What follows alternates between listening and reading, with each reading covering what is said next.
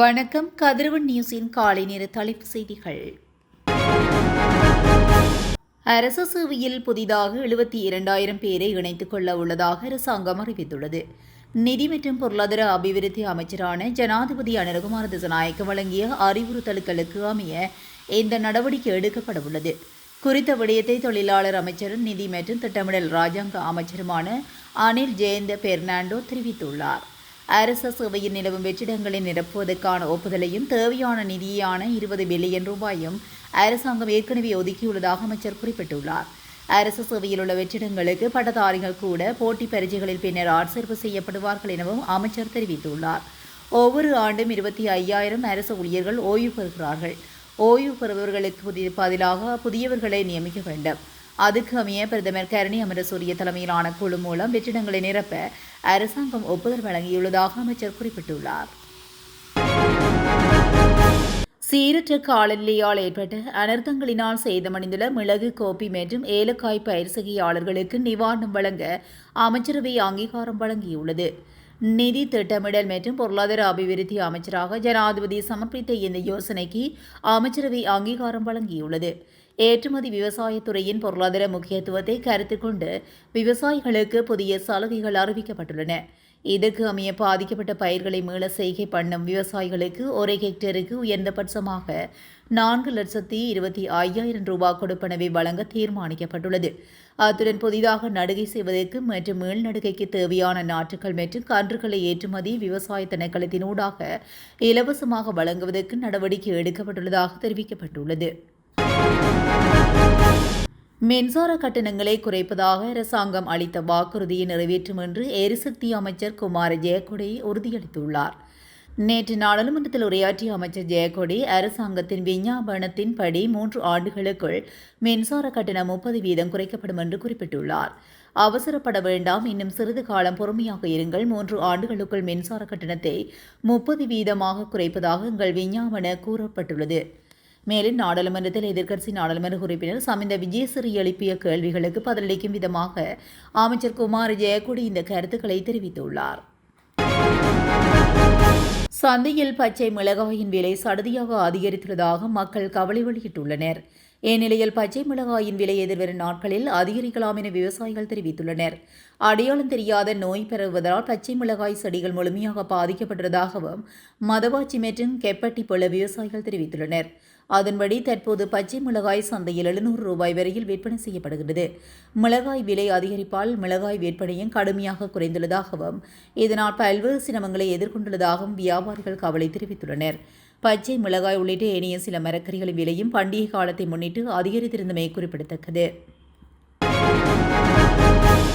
2026ஆம் ஆண்டில் புலம்பெயர்ந்த தொழிலாளர்களுக்கான பல நலன்புரி நடவடிக்கைகளை செயல்படுத்த அரசாங்கம் நடவடிக்கை எடுத்துள்ளது என்று வெளியுறவு, வெளிநாட்டு வேலைவாய்ப்பு மற்றும் சுற்றுலாத்துறை பிரதி அமைச்சர் அருண் கேமச்சந்திரா தெரிவித்துள்ளார். இது தொடர்பில் மேலும் தெரிவிக்கையில், பல தசாப்தங்களாக பழமையான வெளிநாட்டு சேவை நியமன சட்டத்தில் பல குறைபாடுகள் உள்ளதாகவும் இந்த ஆண்டு அது திருத்தப்பட்டு புதிய வெளிநாட்டு வேலைவாய்ப்பு சட்டமாக முன்வைக்கப்படும் என்றும் குறிப்பிட்டுள்ளார். புலம்பெயர்ந்த தொழிலாளர்களின் நலனுக்காக ரூபாய் 10 மில்லியன் மதிப்புள்ள வீட்டுக் கடன்களை வழங்குவது உட்பட பல நடவடிக்கைகள் எடுக்கப்படும் என்றும் கூறினார். புலம்பெயர்ந்த தொழிலாளர்களுக்கான ஓய்வூதிய திட்டத்தை அறிமுகப்படுத்துவது குறித்தும் பேச்சுவார்த்தைகள் நடைபெற்று வருவதாகவும் அவர்களின் பிரச்சினைகளை தீர்க்க தான் தனிப்பட்ட முறையில் தலையிடுவதாகவும் பிரதி அமைச்சர் கேமச்சந்திரா கூறினார். அரசாங்கம் தலையிட்டு சுகாதாரத்துறையை பாதிக்கும் பிரச்சினைகளை தீர்ப்பதற்கு தவறியதற்கு பதிலளிக்கும் விதமாக சாத்தியமான நடவடிக்கைகள் குறித்து கலந்துரையாட அரசு மருத்துவ அதிகாரிகள் சங்கத்தின் சிறப்பு மத்திய குழு கூட்டம் இன்று நடைபெறவுள்ளது. இந்த பிரச்சினைகளை தீர்ப்பதற்கு சுகாதார அமைச்சரும் சுகாதார அமைச்சும் அளித்த உறுதிமொழிகள் நிறைவேற்றப்படவில்லை என்றும் ஊடக பேச்சாளர் மருத்துவ சாமில் விஜயசிங்க குறிப்பிட்டுள்ளார். அதன்படி தொழிற்சங்க நடவடிக்கையில் ஈடுபடுவது குறித்தும் பரிசீலிக்க சங்கம் முடிவு செய்துள்ளதாகவும் இன்று நடைபெறும் சிறப்பு மத்திய குழு கூட்டத்தில் இறுதி முடிவு எடுக்கப்படும் என்றும் எதிர்பார்க்கப்படுவதாக மருத்துவர் விஜயசிங்க மேலும் கூறினார். இலங்கை ஏற்கனவே அறிவித்திருந்த விசா கட்டணமில்லா திட்டத்தை இந்த ஆண்டின் முதல் காலாண்டில் நடைமுறைப்படுத்தும் என வெளிவிவகார மற்றும் வெளிநாட்டு வேலைவாய்ப்பு அமைச்சர் விஜித கேர தெரிவித்துள்ளார். இந்த திட்டம் கடந்த ஆண்டு அறிவிக்கப்பட்டிருந்தாலும் இதுவரை நடைமுறைப்படுத்தப்படவில்லை. இந்த ஆண்டின் முதல் காலாண்டிலேயே இது நடைமுறைப்படுத்தப்பட குறிப்பிட்டுள்ளார். கடந்த ஆண்டு ஜூலை மாதத்தில் சுற்றுலாத்துறையின் மீட்பை ஊக்குவிக்கும் நோக்கில் ETA விசா கட்டணத்திலிருந்து விலக்கு அளிக்கப்படும் நாடுகளின் பட்டியலில் மேலும் 33 நாடுகளை சேர்க்க இலங்கை தீர்மானித்திருந்ததாக அறிவித்திருந்தது. இந்த 33 நாடுகள் ஏற்கனவே விலக்கு பெற்றிருந்த China, India, Indonesia, Japan, Malaysia, Russia மற்றும் தாய்லாந்து ஆகிய நாடுகளுடன் கூடுதலாக சேர்க்கப்பட்டுள்ளது. எனினும் விசா கட்டணமில்லா திட்டத்துக்கான வர்த்தமானி வெளியிடுவதில் அரசுக்கு தாமதம் ஏற்பட்டுள்ளதாக தெரிவிக்கப்பட்டுள்ளது. காப்போது சாதாரணதர பரீட்சை 2025 விடைத்தாள் மதிப்பீட்டு பணிகளுக்காக விண்ணப்பங்களை ஏற்றுக்கொள்வது நாளை நிறைவடையும் என பரீட்சைகள் திணைக்களம் அறிவித்துள்ளது. இந்த விடைத்தாள் மதிப்பீட்டு பணிகளுக்காக தகமையுள்ள விண்ணப்பதாரர்கள் https://onlineexamhowman.lk என்ற இணையதளத்தினூடாக தொடர்ந்து விண்ணப்பிக்க முடியும் என அந்த திணைக்களம் குறிப்பிட்டுள்ளது.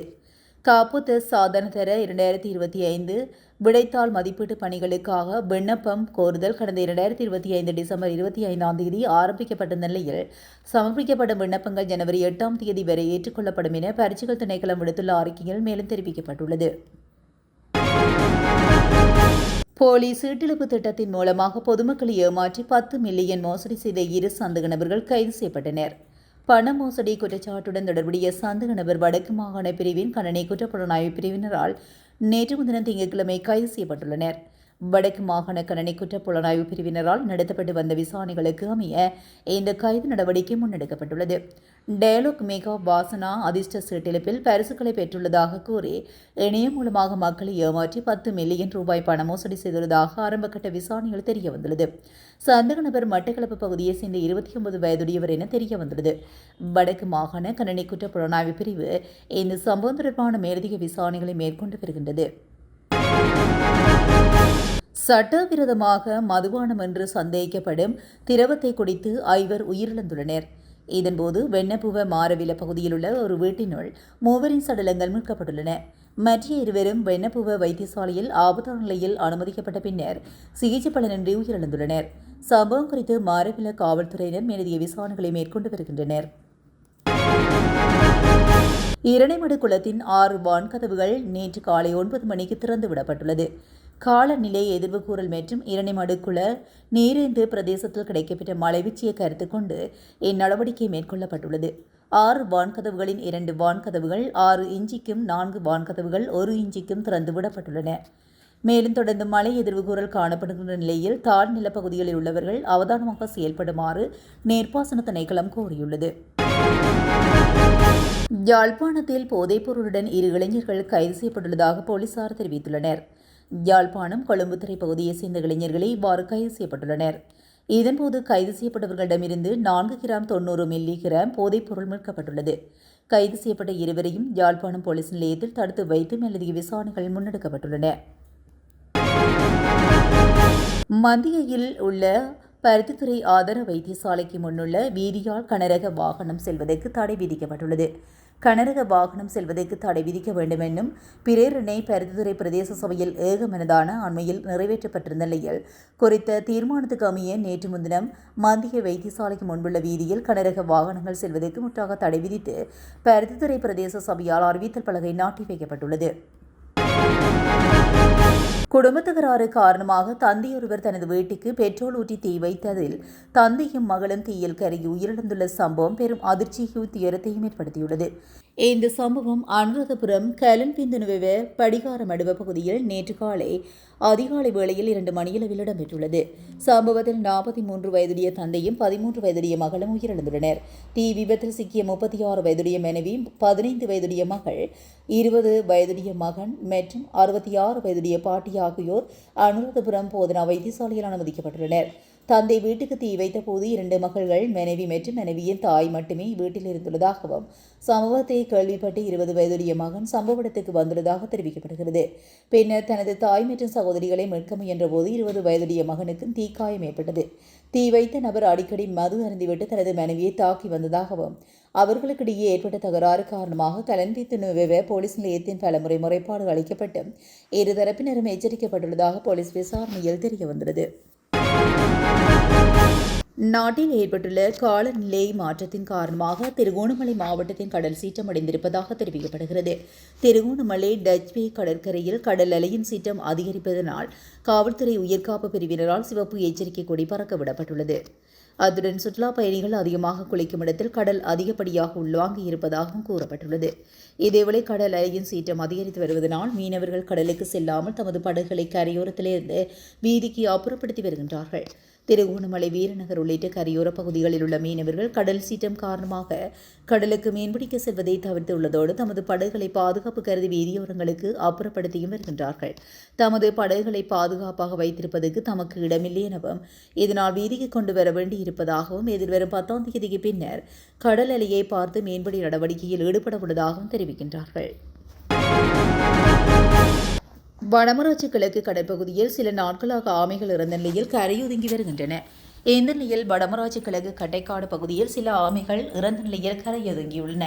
கடலின் சீற்றம் காரணமாக கடல் கொந்தளிப்பாக காணப்படுவதனால் காயமடைந்த ஆமைகள் உயிரிழந்து கரையொதுங்குவதாக பகுதி கடற்தொழிலாளர்கள் தெரிவிக்கின்றனர். ஆமைகளை பிடிப்பதும் இறைச்சிக்காக பயன்படுத்துவதும் சட்டவிரோதம் என்பதனால் கரையொதுங்கிய ஆமைகள் இவ்வாறு கைவிடப்பட்ட நிலையில் துர்நாற்றம் வீசக்கூடிய நிலையிலும் உருக்குலைந்து காணப்படுவதாக தெரிவிக்கப்பட்டுள்ளது. மத்திய மாகாணத்தின் சில மாவட்டங்களைச் சேர்ந்த இடங்களுக்கு மண்சரிவு அபாயம் காரணமாக வெளியேறுவதற்கான சிவப்பு எச்சரிக்கை விடுக்கப்பட்டுள்ளது. தேசிய கட்டிட ஆராய்ச்சி நிறுவனம் வெளியிட்டுள்ள அறிக்கையில் குறித்த விடயம் தெரிவிக்கப்பட்டுள்ளது.